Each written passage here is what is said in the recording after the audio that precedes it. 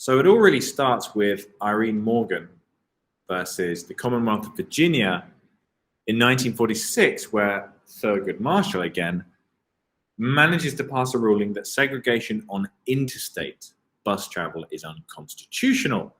As we've seen from Brown versus Board, just because the Supreme Court says something is unconstitutional doesn't necessarily mean that states will enforce it. And segregation on intrastate, so traveling between a state, has cropped up before. In 1953, there is a bus boycott in Baton Rouge, which results in partial integration of city buses, so partial desegregation. And the Women's Political Council, led by Jo Ann Robinson, tried to take this case to the Supreme Court, but they are told that unfortunately, the Irene Morgan versus Commonwealth of Virginia case has no application to what they're talking about, because this is focusing on interstate, whereas they are talking about intrastate. And so we get to 1955. So in March 1955, Claudette Colvin refuses to give up her seat to a white person. She is arrested. In April, Aurelia S. Browder does the same. She is also arrested. In October, Mary Louise Smith, and in December, and probably most famously, Rosa Parks. These women are all arrested for refusing to give up their seat to white people. The day after Rosa Parks' arrest, the WBC starts their one-day bus boycott. And of course, this ends up lasting over a year. Their three demands are courtesy to African-American passengers, that there are no reserved areas, so you still have the white passengers sitting in one area and the black passengers sitting in another area, but you don't have sort of reserved seats, and African-American drivers for routes where there are a large proportion of African-American passengers. And the Montgomery Improvement Association, with MLK, with Martin Luther King as a prominent member, also springs up to support this.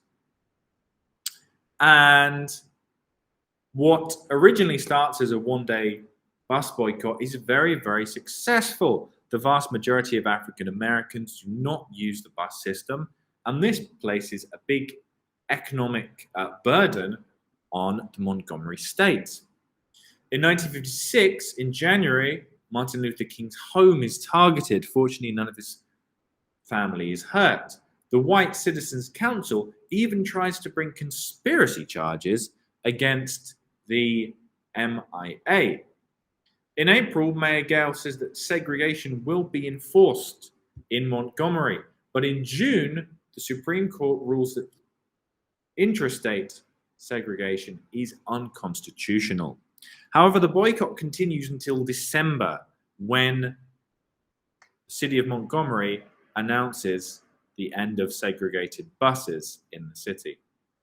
So as we so often see, there is a disconnect between the Supreme Court ruling something and states actually implementing that law.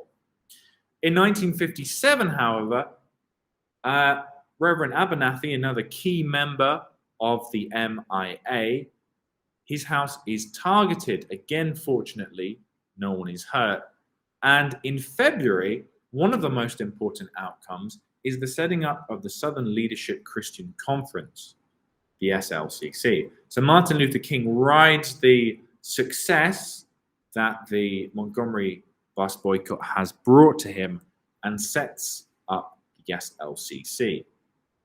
So if we look at the Montgomery bus boycott as a whole, are they successful in desegregating intrastate travel? Yes. Does it mark the arrival of Martin Luther King as a prominent civil rights figure? Yes.